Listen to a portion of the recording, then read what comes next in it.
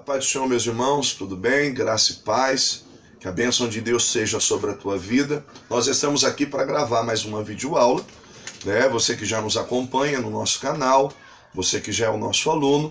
Então vamos lá, lembrando sempre, módulo na mão, nós estamos estudando aqui o módulo Panorama Bíblico do Antigo Testamento, lembrando que agora o nosso foco aqui é nos históricos e poéticos, tá bom? Então vamos lá, módulo na mão, Bíblia. É sempre importante você estar com a tua Bíblia aí. Então nós estamos sempre estudando a palavra de Deus. Então se faz necessário você estar com a tua Bíblia na mão, tá bom? Então vamos lá para mais uma aulinha de hoje. Hoje nós vamos falar sobre o texto de número 3, o nosso módulo aí, página de número 19.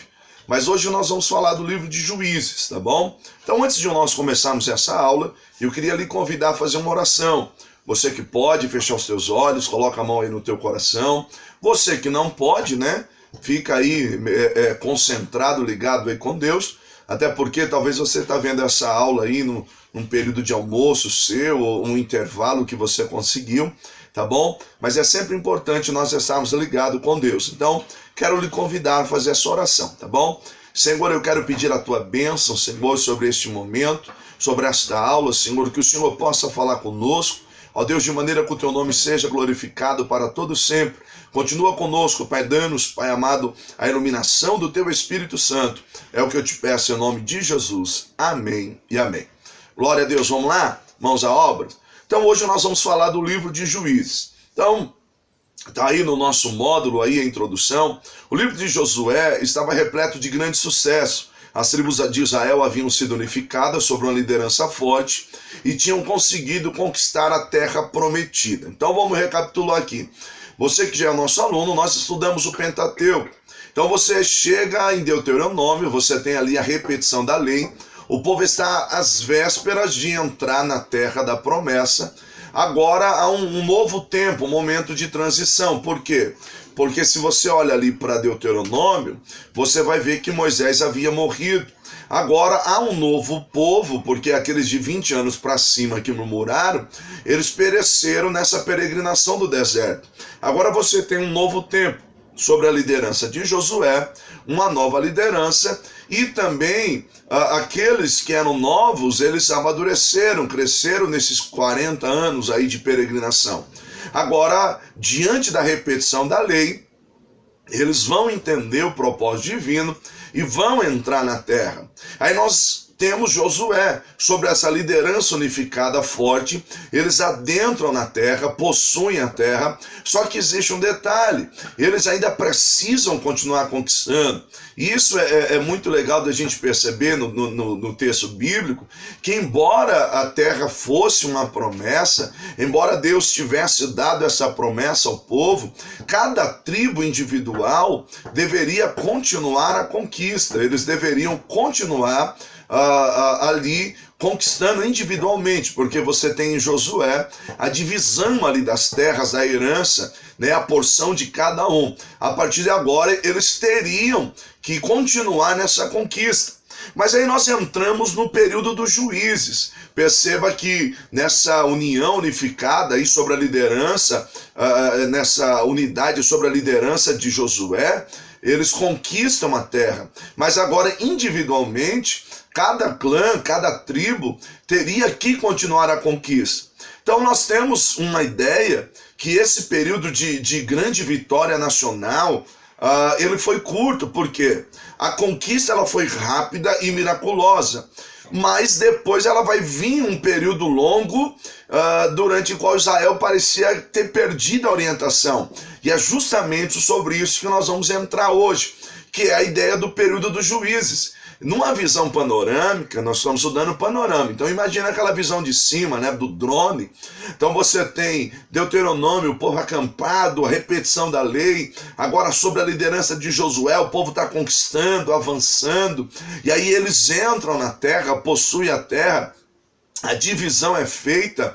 E aí você vai perceber que o livro de Josué vai se encerrar com aquele versículo muito conhecido, lá em Josué 24, que ele diz para o povo, olha, vejam a quem vocês vão servir, se é o Deus dos vossos pais, todavia eu e a minha casa serviremos ao Senhor. O povo faz um pacto com Josué.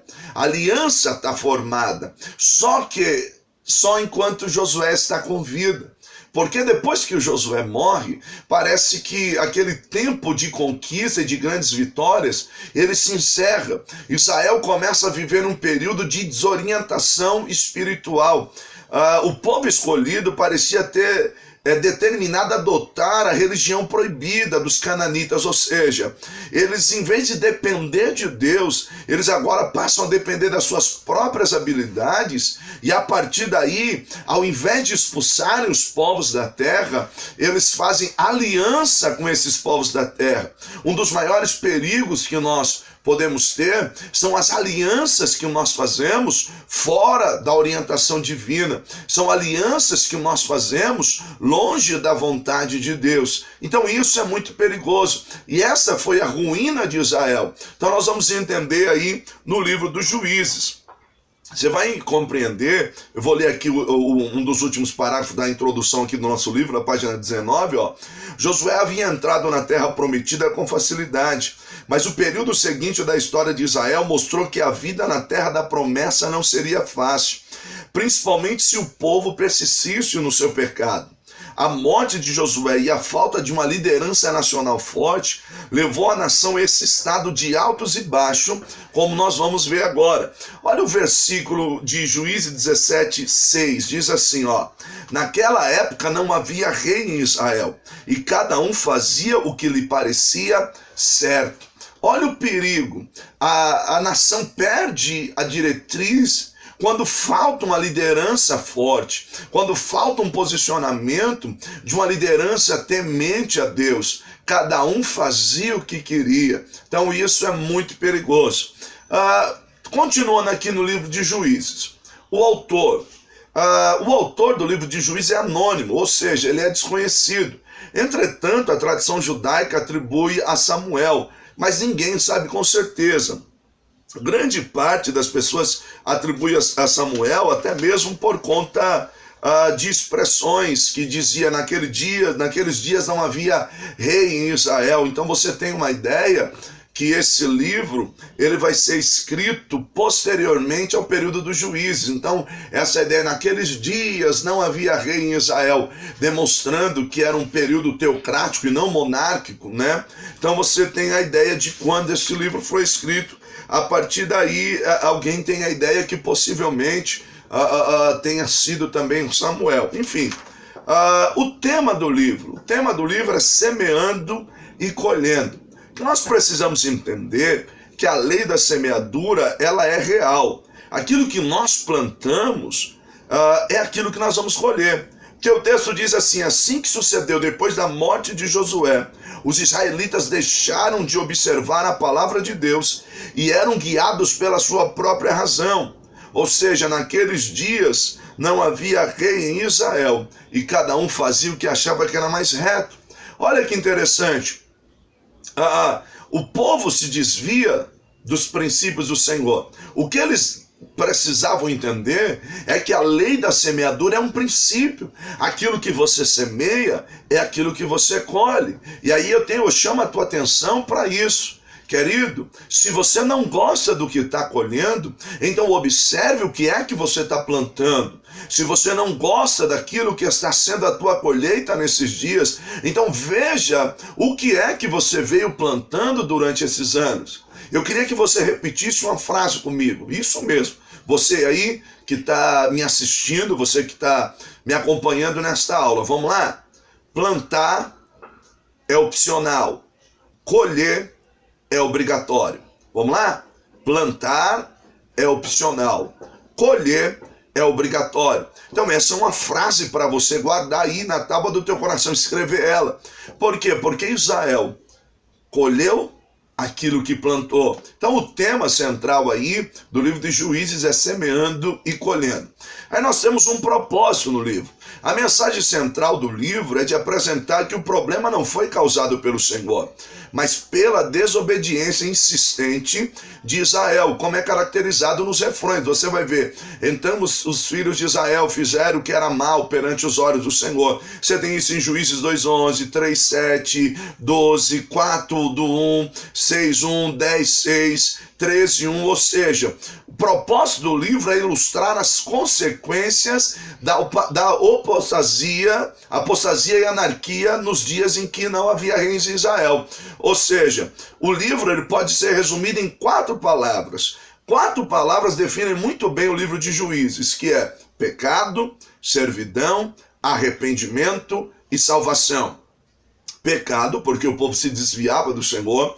Servidão, que era escravidão, isso era consequência da desobediência, do pecado, da quebra da aliança. Com o sofrimento vinha o que? O arrependimento. E aí a misericórdia de Deus era tão grande que Deus sempre provia ao seu povo o quê?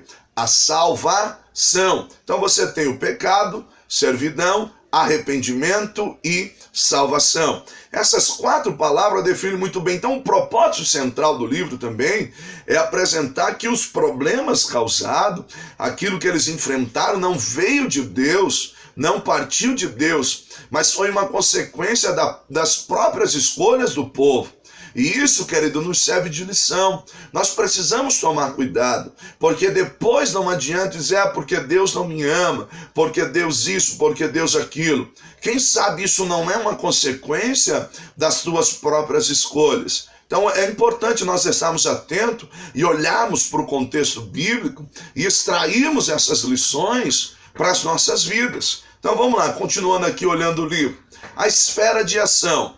O livro ele abrange um período que vai desde a morte de Josué à magistratura de Samuel, quando Samuel se torna rei sobre a nação, juiz sobre a nação, perdão. Sendo um período de aproximadamente 300 anos, de 1400 a 1100. Alguns eruditos vão dizer que esse período vai ser um período de 380 anos, 390, mas em tese é essa média aí, tá bom? Então nós temos aí as pessoas-chave. Você tem Otoniel, Eude, Débora, Gideão, Abimeleque, Jefté, Sansão, Dalila. Alguns juízes que vão se destacar, né, que vão ser remidores do povo, vão ser aqueles que Deus vai levantar para resgatar a nação, para salvar essa nação que sofria aí com a investida dos inimigos. Embora que eles estão na terra da promessa, no lugar onde Deus prometeu e cumpriu, os colocou, mas toda essa consequência que eles estão vivendo está ligada ao princípio da quebra da aliança. Porque quando eles quebram a aliança com Deus e eles começam a plantar aquilo que é mal, eles vão colher também aquilo que é mal. Então, o conteúdo do livro, olha, os israelitas haviam possuído a terra e haviam firmado um pacto de fidelidade. Aliança, Josué 24, que eu citei com vocês. Josué diz para eles, vejam quem vocês vão servir, se aos deuses dos vossos pais da além do Jordão, ou aos deuses dessa terra. Josué tem uma posição definida. Todavia, eu e a minha casa serviremos ao Senhor. Josué tem um posicionamento. Essa aliança é feita com o povo enquanto Josué está com vida. A partir do momento que Josué morre, o princípio da aliança é quebrado. Por quê? Porque cada um começa a fazer o que ele acha que dá na telha. E aí, em vez de expulsar os povos da terra, eles fazem aliança, ao invés de tirarem os postes ídolos, os deuses pagãos, pelo contrário, eles passam a prestar adoração a esses deuses pagãos. Se você for olhar a geografia de Canaã na época, era composta, né, cidades-estados, muitos povos haviam ali, e cada povo ali tinha a sua divindade, o seu padroeiro, só para você entender. E ali, qual que era a ideia? A nação de Israel era uma nação monoteísta, adorava o único Deus, o Deus dos exércitos, o eterno de Israel, mas eles vão e se contaminam, se prostituem, seguindo a esses deuses pagãos, e isso vai gerar uma consequência, isso vai trazer problemas consideráveis sobre a nação. Quando você vai ver, cada tribo era responsável por continuar essa conquista. E aí nós vamos ter um contexto que define muito bem o período dos juízes, que seria essa ideia do pecado. Os filhos de Israel fizeram o que era mal perante os olhos do Senhor. A consequência desse pecado era a guerra. Lembra das 4 palavras que eu te falei que define muito bem o livro? A consequência do pecado era a guerra. Aí você tem a guerra como julgamento. E o Senhor, se você vai olhar muitos versos começando assim, e o Senhor os entregou nas mãos do inimigo X durante tanto tempo. E eles vão oprimidos 40 anos, alguns tempos, e a partir daí, no meio de toda essa opressão, eles começam a clamar ao Senhor. E aí, quando eles começam a clamar ao Senhor, Deus manda o quê? O livramento. Então, há um arrependimento. Quando há esse arrependimento sincero, a misericórdia de Deus é tão grande, a misericórdia de Deus é tão gloriosa, que alcança o povo levantando alguém para trazer livramento. E aí você vai observar também alguns versos que diz assim: e o Senhor suscitou um libertador, e o Senhor levantou, aí tem o nome do juiz, aí você tem Gideão, você tem o próprio Sansão, Débora, Baraque, Jefté. Quando você olha para o livro, você no seu esboço, aí você que tem o nosso módulo, você vai perceber que todo o esboço vai trazer toda a condição que o povo vivia, tudo aquilo que eles estavam enfrentando, né? Mas olha que interessante, nós temos algumas considerações finais sobre o livro de Juízes, e eu queria pensar com você, o que fica claro é que esse período foi uma fase de transição da antiga Israel, foi o período entre Josué e os reis do Reino Unido. Quando os juízes ofereceram liderança, o livro de Josué descreve esse período entre os nômades tribais e a monarquia. Você tem essa transição. Essa transição viria a ser crítica para Israel, pois aconteceu sob forte influência da religião cananita e da fertilidade. A forma como o povo reagiu à pressão e abriu mão de sua fé foi um momento de definição para Israel como nação. Olha essas considerações que eu acabei de ler para você. Vamos pensar um pouquinho. A nação de Israel, ela vive um período dos juízes. O governo é teocrático, teos, Deus, cracia, governo. O governo de Deus. Mas olha o que acontece com a nação. Eles começam a se contaminar, se prostituindo com adorações pagãs, trazendo para dentro de Israel aquilo que nós chamamos de um sincretismo religioso. Ou seja, eles começam a prestar culto a deuses estranhos, e eles começam a adorar a imagens, e muitos deles começam até mesmo sacrificar os seus filhos, fazer aquilo que era abominável aos olhos do Senhor, de maneira que isso vai causar muitas consequências. Sobre a influência cananita, eles começam também a olhar as outras nações e começam a clamar por um rei. Nós vamos estudar isso lá em 1 Samuel, mas você vai perceber uma coisa, que Samuel é o último juiz. Os filhos de Samuel já não têm uma postura como a do seu pai. E aí eles começam a pedir um rei. Só que eu lhe faço uma pergunta: Israel não tinha um rei? Talvez você diga, não, o governo era teocrático. Então, quem é que manda em Israel? Não é o rei dos reis? O Senhor dos senhores? Você está entendendo onde eu quero chegar?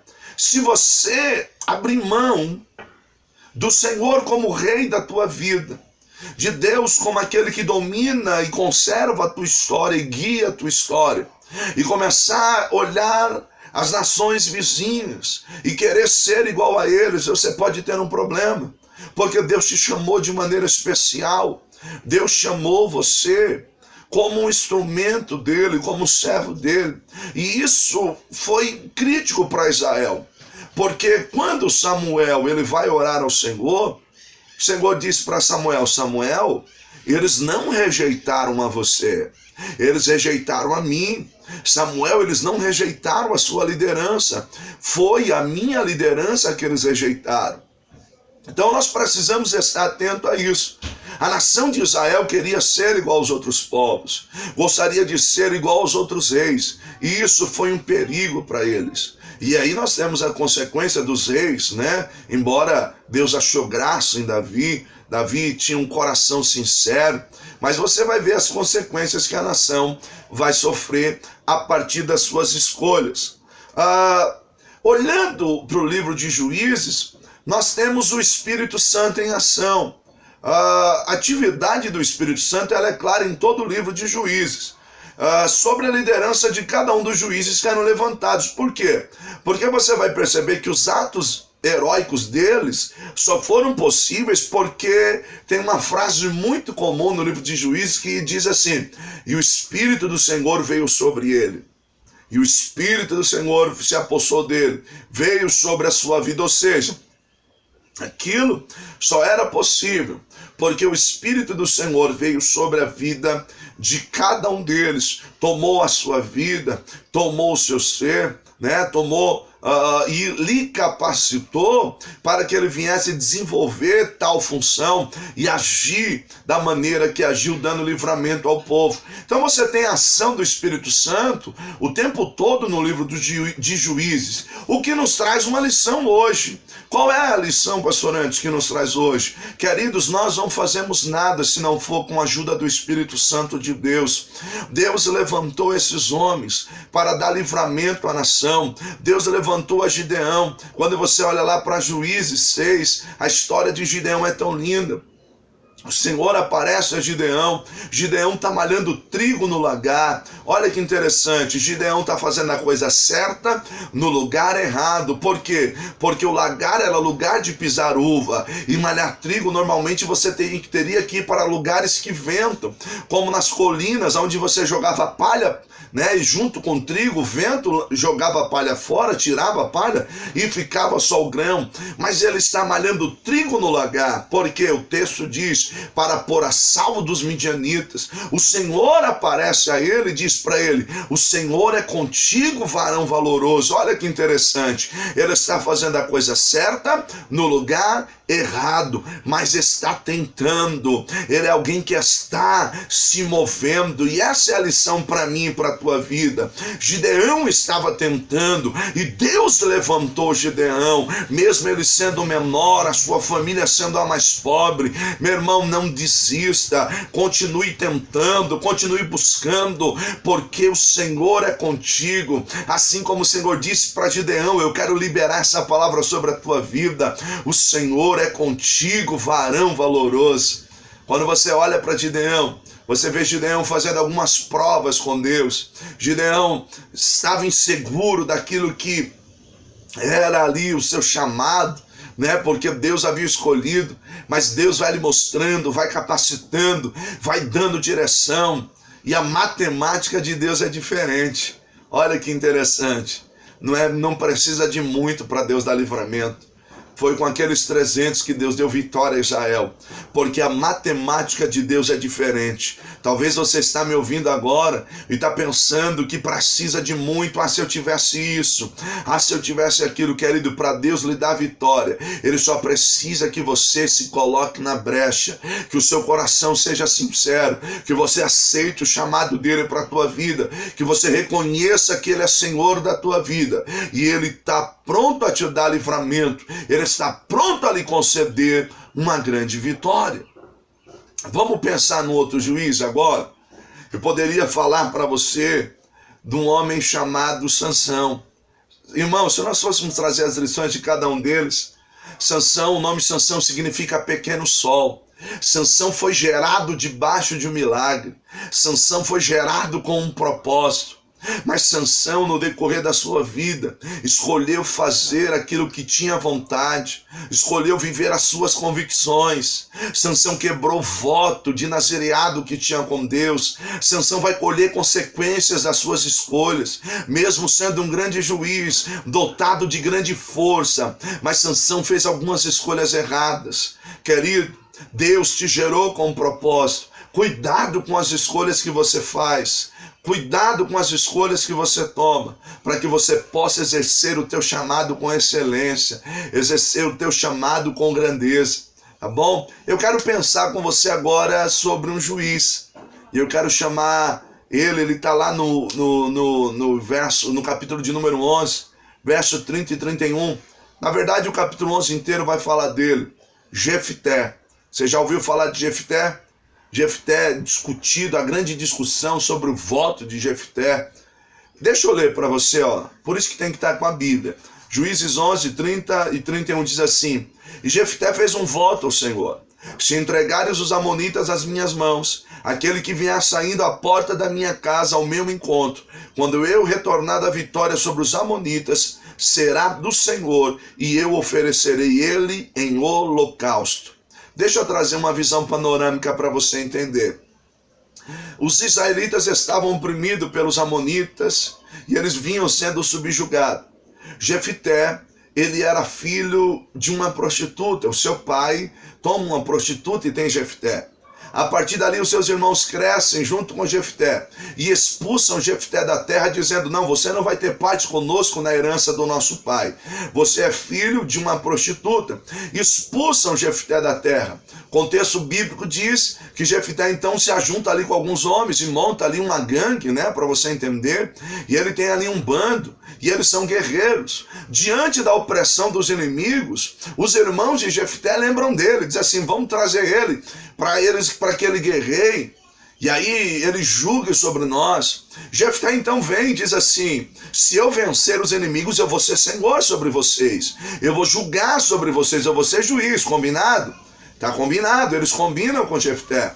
Mas antes de Jefté ir à peleja, antes de Jefté ir à batalha, olha que interessante, Jefté faz um voto, e é esse voto que eu li agora com você.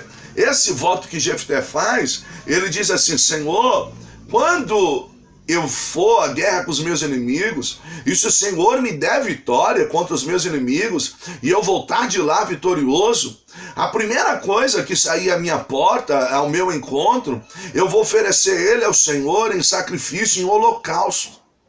Olha que voto que Jefté fez. Jefté, ele se empolgou, disse: a primeira coisa que sair ao meu encontro, eu vou oferecer ele ao Senhor. Olha o verso 34 e 35 do capítulo 11. Quando Jefté chegou à sua casa em Mispa, sua filha saiu ao seu encontro, dançando ao som de tamborim. Ela era filha única, ela não tinha outro filho ou filha. Quando a viu, rasgou suas vestes e gritou: ah, minha filha, estou angustiado e desesperado por tua causa, pois fiz ao Senhor um voto que não posso quebrar. Olha que interessante isso. A grande discussão é: Jefté sacrificou a sua filha ou não? Você tem duas correntes teológicas, né? Uma que diz que Josué sacrificou, outra que diz que não, que Jefté sacrificou. Outros dizem que não, que ela apenas saiu a chorar sua virgindade e nunca pôde casar. Eu não estou aqui para discutir as duas escolas, as duas posições, mas eu quero chamar a tua atenção ao voto precipitado.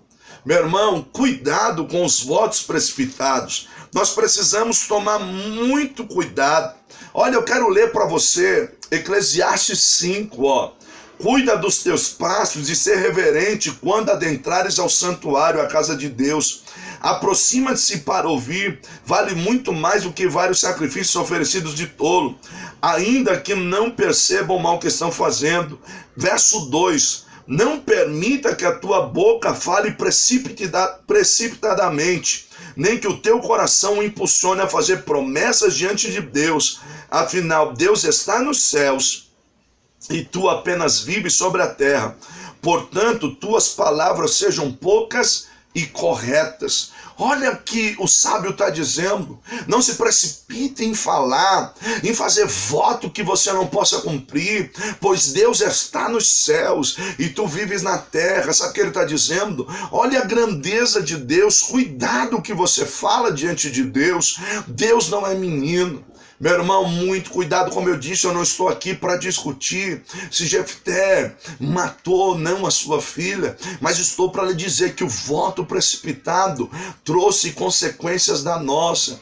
Então, muito cuidado com aquilo que você fala, com aquilo que você promete. Quantos, quando estão desempregados, fazem um voto no altar do Senhor: Senhor, se o Senhor abrir a porta, o primeiro salário eu vou dar.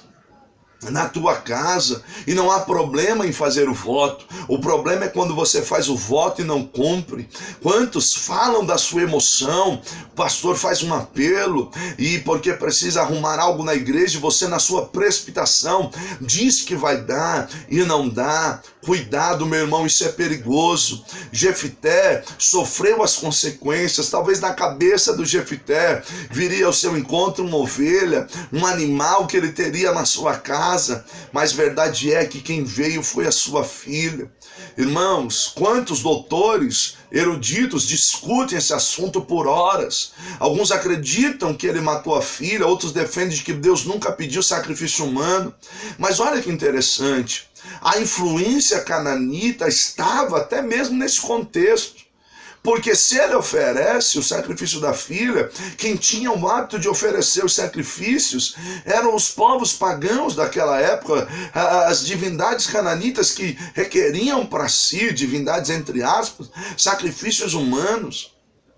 Então cuidado com o voto que você faz. Não te apresses com a tua boca quando entrares no santuário do Senhor. Guarda o teu pé, guarda os teus lábios. Cuidado, meu irmão. Então a lição do livro de Juízes para nós fecharmos aqui, é que eles tinham tudo para ser próspero. Se você olha o contexto geográfico dos poderes do mundo antigo na época, você vai ver que o Egito ainda não tinha se recuperado de tudo aquilo que Deus causou ao Egito por meio das pragas e através do Mar Vermelho, quando o exército de Faraó é sucumbido ali pelo mar. Você não tem a Síria ainda se destacando. Você tinha nos povos, não havia uma potência do mundo antigo. Israel era para ser a potência, ou seja, Deus havia preparado todo o cenário da conquista, mas em vez do povo continuar conquistando, eles fizeram aliança com os povos da terra. Não havia rei em Israel, cada um fazia o que queria. E quando Deus levantava um juiz, eles só eram fiel a Deus enquanto esse juiz estava com vida. Então, meu irmão, cuidado para que a tua fé não esteja alicerçada apenas num homem. A tua fé tem que estar alicerçada e alinhada em Deus, alicerçada, firmada em Deus, para que você possa vencer, para que você possa triunfar, para que você possa continuar conquistando. Meu irmão, período de Juízes é considerado um período negro na história de Israel, porque eles só eram fiel a Deus por um tempo, e aí eles caíam no pecado, e aí eles sofriam a consequência da guerra, aí vinha um arrependimento, e Deus pela sua misericórdia agia no meio do povo.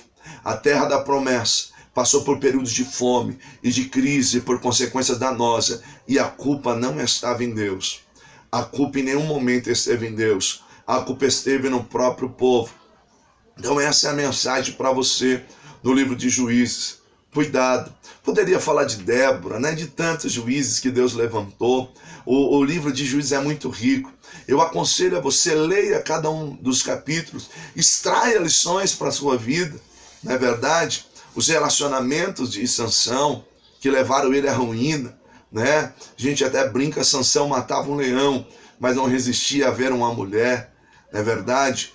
Cada um desses juízes tem histórias lindas, da maneira que Deus levantou, da maneira que Deus deu escape. Então a palavra é poderosa, meu irmão. Guarda essa palavra no teu coração, que você possa continuar aí estudando conosco, tá bom?